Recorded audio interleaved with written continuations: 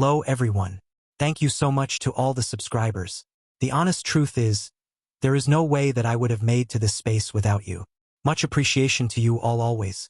To anyone watching this and is not yet subscribed, please I ask you to support me by subscribing. Join the community. Thank you very much. Today we are taking a look at Russia and why African nations are turning to Russia. Let's go. The Russian President Vladimir Putin has offered to Africa what is called total support for Africa, including in the struggle against terrorism and extremism. This declaration of support was delivered by the Russian Foreign Minister Sergey Lavrov during a summit meeting with African counterparts in the Black Sea of Sochi. Several African governments have cut ties with traditional Western allies and are looking to Moscow for help in tackling frequent attacks by jihadists. In the case of Sahel, during the summit, Burkina Faso's Foreign Minister Karamoko Jean-Marie Traoré said Russia was a more suitable international partner than the former colonial power, France. This is a view shared by several of France's former colonies, and was reiterated by Mali's Foreign Minister Abdoulaye Diop, who contrasted the Kremlin's sincere partnership to the neo-colonial relationship of Western powers. He said that as well as military cooperation, Mali was exploring other joint projects in the energy, telecommunications, technology, and mining sectors. Russian companies are working in all these areas with the Malian government and private partners in Mali to provide solutions to the challenges facing the Malian people. The two parties have agreed to set up the pace to ensure rapid results, he said on the second and final day of the Conference of African Foreign Ministers. Wagner mercenaries fighters, now rebranded under the Africa Corps banner by Russia's Defense Ministry, were preferred choice for the military leaders who ordered French troops to leave. Russia's help or assistance, often in exchange for access to raw materials, also comes with a promise that there will be no meddling in the country's internal affairs or lessons on how to run an election. However, Russia's military expeditions to Burkina Faso, Mali, and Niger have helped protect the junta leaders there, but have failed to make much progress in the fight against Islamist militant. Nonetheless, the Kremlin is trumpeting about these newfound friends, with Foreign Ministry spokeswoman Maria Zakharova saying the conference had dashed Western hopes for Russia's isolation. And Lavrov said Russia's relations with Africa were strengthening more and more, with progress on all axes. President Putin's speech underlined this point. I would like to reiterate that our country will continue to provide total support to our African friends in different sectors, ensuring sustainable development, the struggle against terrorism and extremism, combating epidemics, food problems, and the consequences of natural disasters, he said. It's increasingly looking the West needs to accept the shifting sands and dynamics of all allegiances.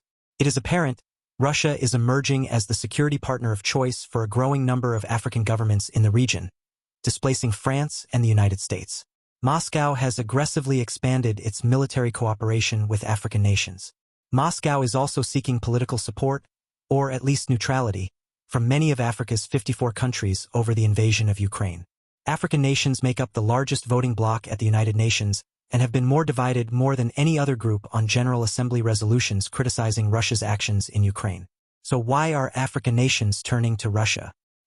Russia has taken advantage of political unrest and discontent in coup-hit nations, capitalizing on popular frustration and anger with former colonial power France.